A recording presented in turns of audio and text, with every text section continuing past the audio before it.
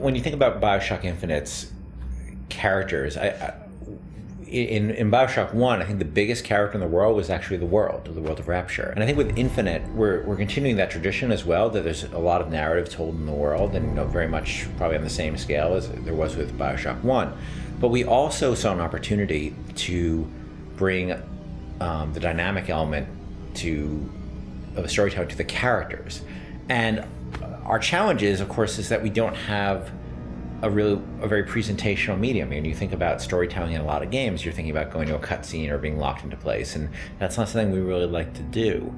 And so we created this character and named, two characters, Booker and Elizabeth. One who's a character you inhabit, and the other one is a character that the AI inhabits.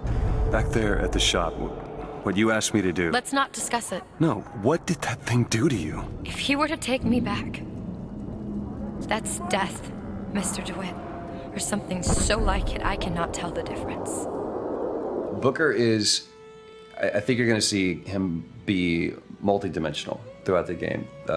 Starts off very, very simple, and if you know history at all, he's a former Pinkerton agent, which those were bad guys. Bad guys feared the Pinkertons.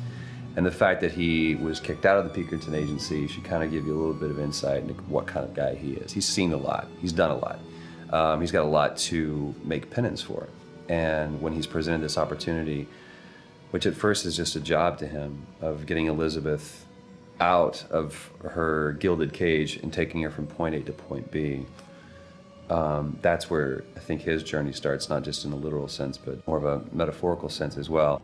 Looks as if some desperate fella called this place home. What does that make us? Liz is interesting because she is really coming of age in this story, and she's figuring out what kind of woman she wants to be, kind of getting out of that little girl thing, which has been, even though she's a little bit older, I think being held captive, I mean, I would assume her whole life, or however long Ken decides, she's been held captive by Songbird. That's kind of halted her growth in terms of defining her independence. So she's figuring that out, and she's very sweet, very compassionate, and also very headstrong, which I like that about her. He's in pain. Not for long. I need you to step back. Wait, there's a tear. See, right here. Elizabeth, it's just an animal. I can control it this time. It is too powerful. You won't be able to stop it. I wasn't asking for permission. In terms of what I look for in a voice actor, I look for somebody who can inhabit the role. And sometimes they'll bring something to the role that I had no idea, and I'll change the role.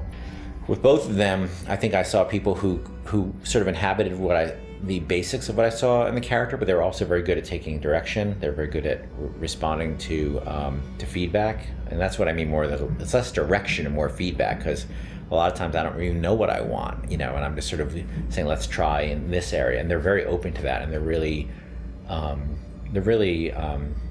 generous in the process, and that's been incredibly helpful.